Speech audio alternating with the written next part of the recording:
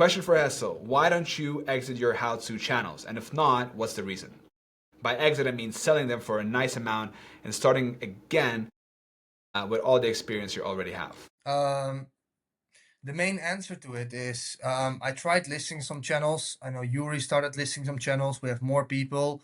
The channels are in such a decline that the multiplier doesn't really make sense anymore. Like at the peak when it was making 7K a month, um, just before going down, that's when I should have sold it for Mm, like 20x, 25x.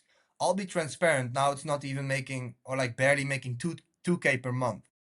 mm, And it's hard to sell because, well, still search is not, or like these kind of channels are kind of new, like they're not that well known at least. So mm. try finding a buyer for, well, at least 100K or even in that range. Like it's hard. You got to convince them that it's worth it. And the channel is in decline. So you can come up with a story like, oh yeah, it's going to be secure revenue, videos rank, they keep going. It's not really showing anymore. Yeah. So for me, I just decided to hold on to him.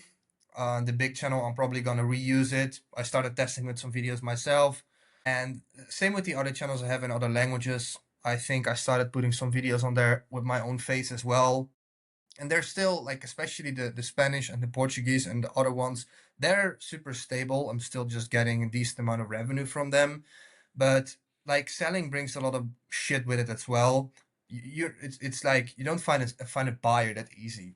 So yeah, Yeah, and like, you need to also look at it, I think, from the buyer's perspective as like, yeah, okay, well, why would a buyer buy a business that is at a decline, hmm, Well, one reason could be that they think that they can resurrect the business, right?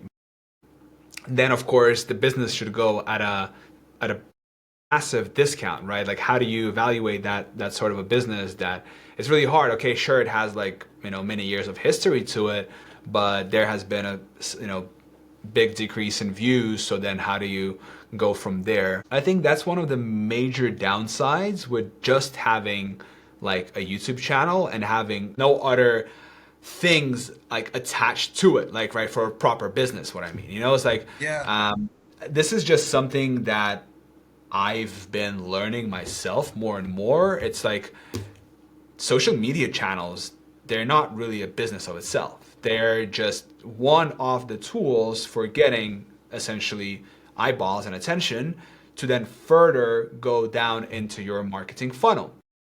And yep. then, what your funnel is, what your niche is, what your offerings are, that's kind of where you need to execute your, creative power and your entrepreneurial spirit essentially.